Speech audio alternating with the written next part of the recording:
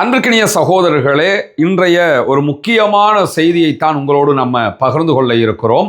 இன்றைய நாள் சிரியாவினுடைய தலைநகர் டமஸ்கஸுக்கு பிரான்சினுடைய அதிபர் இம்மானுவேல் மெக்ரான் ஒரு உத்தியோகபூர்வ பயணத்தை மேற்கொண்டிருக்கிறார்.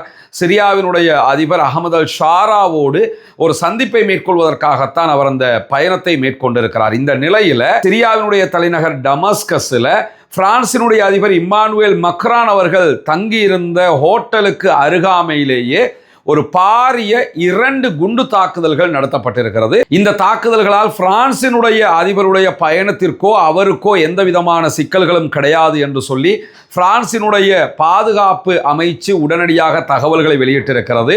பிரான்சினுடைய அதிபர் சிரியாவினுடைய அதிபர் அகமது அல் ஷாராவை குறித்த நேரத்திலேயே சந்தித்திருக்கிறார். அந்த மீட்டின் சொன்னபடியே நடந்திருக்கிறது என்று சொல்லியும் ஜனாதிபதி மாளிகையில் எந்த விதமான பதட்டங்களும் இது தொடர்பில் எழுப்பப்படவில்லை என்கிற அதே நிலையில வெளியில பொதுமக்கள் இருந்த பகுதிகளில் தான் இந்த குண்டுவெடிப்பு சம்பவம் நடைபெற்றிருக்கிறது.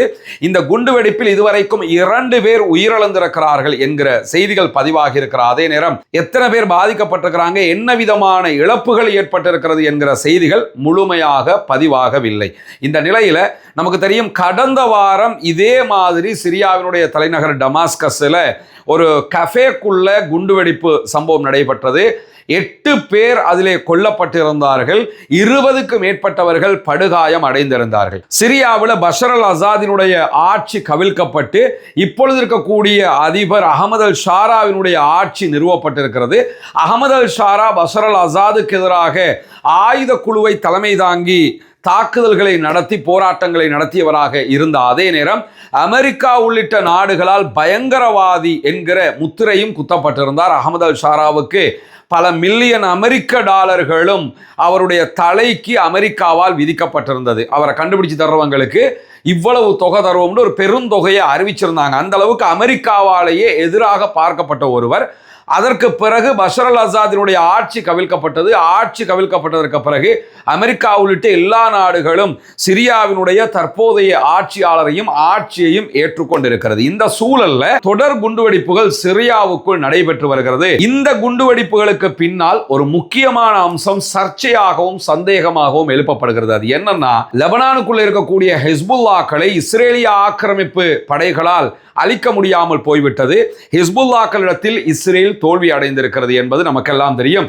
அதை அமெரிக்காவினுடைய அதிபர் டொனால்ட் ட்ரம்பே வெளிப்படையாக பேசி இருக்கிறார். இப்படியான ஒரு சூழல்ல அமெரிக்க அதிபர் டொனால்ட் ட்ரம்ப் திரும்ப சொல்லக்கூடிய ஒரு செய்தி என்னன்னு கேட்டா, ஹிஸ்புல்லாக்களை இஸ்ரேலால் அழிக்க முடியவில்லை, எனவே ஹிஸ்புல்லாக்களை சிரியா பார்த்து கொள்ளட்டும், சிரியா தான் ஹிஸ்புல்லாக்களோட சண்டையிடுவதற்கு சரியான ஒரு நாடாக இருக்கிறது என்று சிரியாவையும் ஹிஸ்புல்லாக்களையும் மூட்டி விடுகிற வேலையை தொடர்ந்து அவர் பார்த்து கொண்டே இருக்கிறாரு.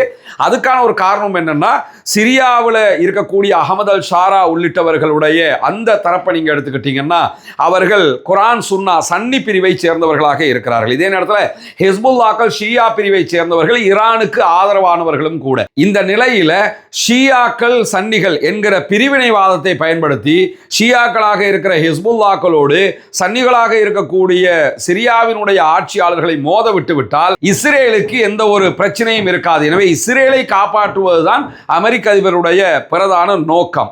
ஆனாலும் இந்த விவகாரத்தில் சிரியா ரொம்ப தெளிவாக இருக்கிறது. நாங்கள் இராணுவ ரீதியாக ஹிஸ்புல்லாக்களை அணுகுவதற்கு தயாரில்லை என்பதை வெளிப்படையாக சொல்லிவிட்டார்கள்.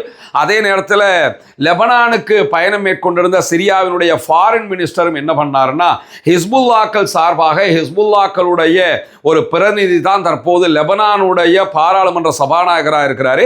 அவரையும் சந்தித்து பேச்சுவார்த்தைகளை நடத்திவிட்டு வந்திருந்தார். ஏன்னா, நாங்க உங்களோட சண்டை பிடிக்க விரும்பல என்கிறத இரு தரப்புமே மிக தெளிவாக இருக்கிற போது மத்திய கிழக்குக்குள்ள இந்த சியா சன்னி என்கிற ஒரு பிரிவினையை உண்டு பண்ணினால் மட்டும்தான் இனிமேல் மீண்டும் இஸ்ரேலை மேலே கொண்டு வர முடியும், அமெரிக்கா தலை நிமிர முடியும் என்கிற காரணத்தினால் இந்த வேலையை பார்க்கறாங்க.